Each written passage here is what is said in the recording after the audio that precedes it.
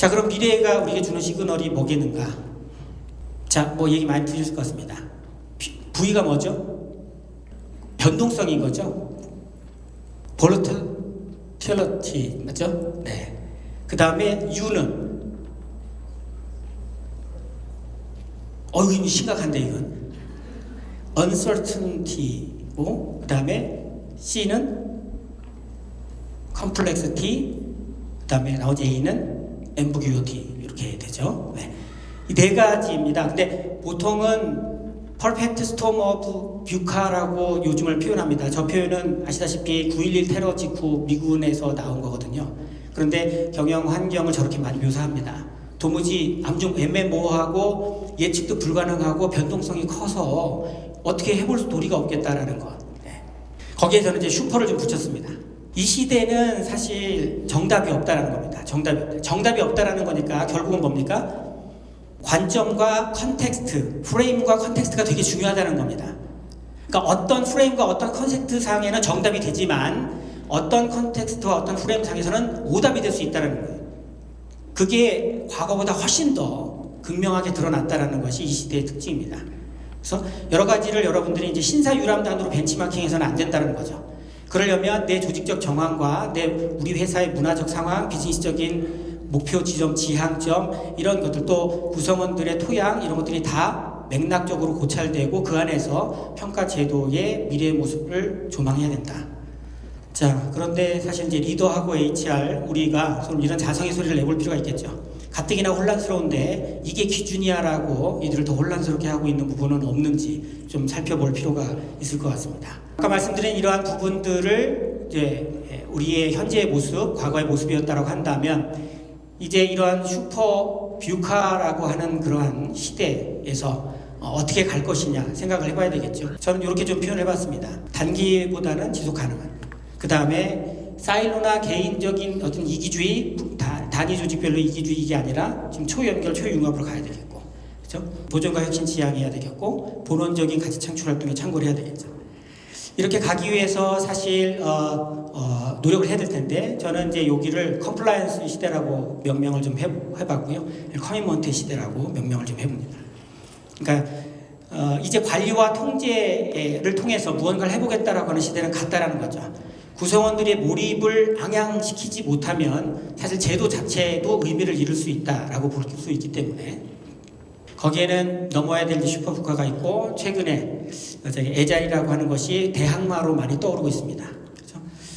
거기다가 이제 밀레니얼들이 쏟아져 들어오고 있고, 지금 좀 있으면 이제 Z세대라고 학자들이 부르기 시작한 인원들도 들어오는 거죠. 이런 상태에서 이 다리가 되는, 지금 이 손이 그리고 있는 이 다리 역할, 이게 뭡니까? 이 차에 좀 마이너스 손이 좀 필요합니다. 이게 뭡니까? 이게 평가보상의 다리죠. 평가 보상이 여러분들 잘 아시다시피 고구마 줄기 같아요. 이거 잘 쭉 뽑으면 다 딸려 나옵니다. 그러니까 그 회사의 평가 보상, 그 회사의 어떤 인사 철학을 알고 싶으면 평가 보상을 들여다보면 다 되잖아요. 여러분 아시잖아요. 이게 굉장히 중요한 것이죠. 자, 이렇게 한번 정리를 해봤고, 네. 청사진 탐색입니다. 자, 무의미한 일에 동기부여되지 않습니다. 실험을 했는데 탑을 쌓게 하고 블럭으로 탑을 쌓게 하고, 다음 미션 다 만들면 다음 미션을 주는데 기존에 쌓던 탑을 진행자가 무너뜨려요. 계속 또 쌓고 쌓으면 또 무너뜨리고 이렇게 하고, 한쪽은 쌓은 것을 포장을 해서 전시를 합니다. 이 모습을 그대로 보게 해요. 그러면 무너뜨린 아이들은 동기를 상실합니다. 너 친구한테 네 읽은 책을 설명할 거니까, 강의를 할 거니까 자, 책을 잘 읽어 하는 쪽하고, 시험 볼 테니까 책을 잘 읽어 한쪽하고, 나중에 질의 차이가 생긴다는 겁니다. 심지어 수시간 지난 다음에 물어보면 당장의 리콜 테스트에는 시험 보겠다고 하는 인원들이 잘했지만 일정 기간이 흐른 후에는 다 까먹고 없는 거죠. 본질적인 질문에 대해서는 모두 네 친구한테도 강의하게 될 거야 라고 들었던 인원들이 훨씬 잘했다는 겁니다. 자, 그리고 또 중간에 포기하면 안 됩니다.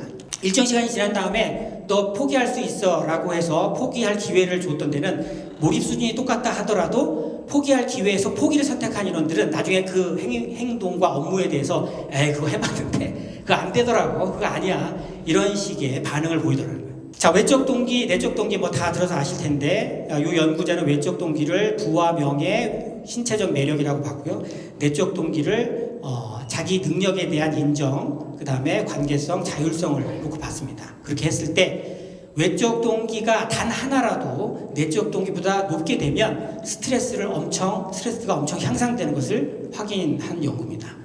결국 그렇게 봤을 때 우리가 어디에 이들의 몰입을 종용하기 위해서 우리의 제도들이 어디에 좀 초점을 맞춰야 될 것인가에 대한 물음을 저에게 좀 주는 것이죠. 자, 이런 것들을 전제하고 또 우리가 신경 써야 되는 것이 바로 밀레니얼들입니다. 밀레니얼들이 직장에서 뭘 원할 것이냐, 이 책의 내용을 좀 빌면 개별성 존중을 지향하고 의미 가치를 추구하고 학습과 성장을 지향한다. 크게 세 가지로 대별됩니다. 개별화. 팀장님은 회식 좋아하시지만 저는 회식 싫어요. 기꺼이 얘기한다는 거죠. 그리고 또 그걸 하도록 하는 게 맞고요. 주말에 등산은 혼자 가세요. 저는 약속이 있습니다. 기꺼이 얘기를 할 수 있고 해야 되는 거죠. 나의 개별성을 존중받고 싶다라는 겁니다. 제 딸아이가 지금 대학 3학년인데 기꺼이 교수님한테 찾아가서 저 교수님하고 이게 안 맞는 것 같습니다. 얘기를 하더라고. 그런 애들이 이제 들어오는 거죠. 들어옵니다. 팀장한테 얘기 못하겠어요? 교수님한테도 얘기했는데 평가권을 가지고 있는 사람임에도 불구하고 교수님하고 안 맞다 얘기했는데 의미와 가치 추구입니다. 아까 뭐 연구 결과도 나왔지만 나한테 무의미하다. 내 이름 석자를 걸고 뛰는 거죠. 회사는 동반자인데 중심은 자기예요. 과거에 우리 선배 세대들은 중심이 조직에 많이 옮겨갔다면 지금 그렇지 않다는 겁니다. 나예요, 나.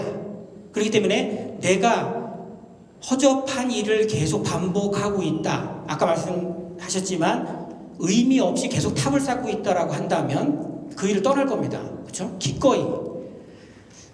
이들은 학습과 성장을 지향합니다. 내가 성장하지 않으면 도태되니까.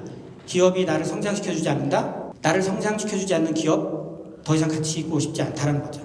링크드인의 조사에 따르면 90년대보다 지금 5배가 증가했다는 거예요. 5년 내에 이직하는 것이. 그런 세대가 된 거죠. 그렇죠? 그래서 차라리 5년 내에 회사를 떠날 거를 전제하고 조직을 짜라, 제도를 짜라 이렇게까지 얘기를 할 정도입니다.